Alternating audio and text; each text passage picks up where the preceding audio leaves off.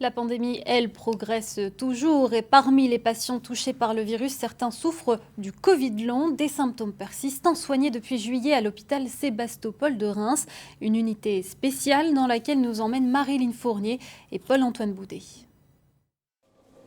Le symptôme de fatigue chronique, la plupart des malades frappés par la Covid-19 en souffrent. Ici, l'entraînement à l'effort est l'une des activités suivies par les patients 5 jours par semaine pendant 4 semaines. Gilles Guillet, avant d'être atteint par le virus, pouvait parcourir 150 km à vélo le dimanche. Il est resté 21 jours sans pouvoir dormir, avec un mal-être ingérable. Il veut à tout prix revenir. Je me bats tous les jours pour ça.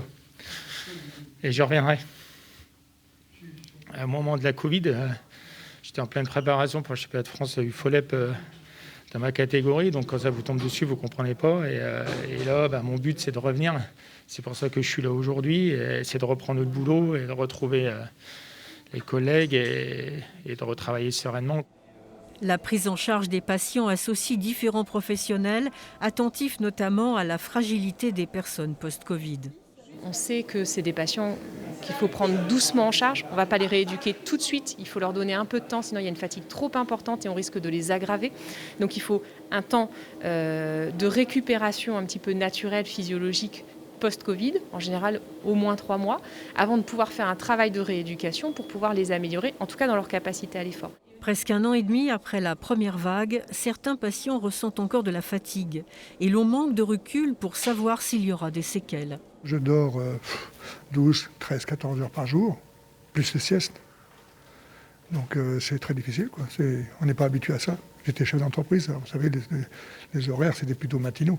Les gens ne se reconnaissent plus. In fine, ils sont mal parce qu'ils ne reconnaissent plus leurs capacités, ils ne se reconnaissent plus eux-mêmes puisqu'ils n'arrivent plus à faire ce qu'ils faisaient avant.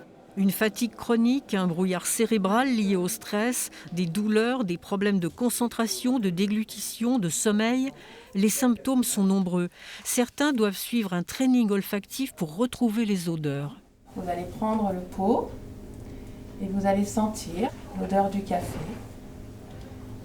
C'est des gens qui peuvent se sentir isolés, c'est des gens qui sont déprimés parce que c'est difficile de partager aucun souvenir. C'est des gens qui ont après des pertes de l'appétit ou au contraire des gens qui vont grossir puisqu'ils mangent sans se rendre compte des aliments.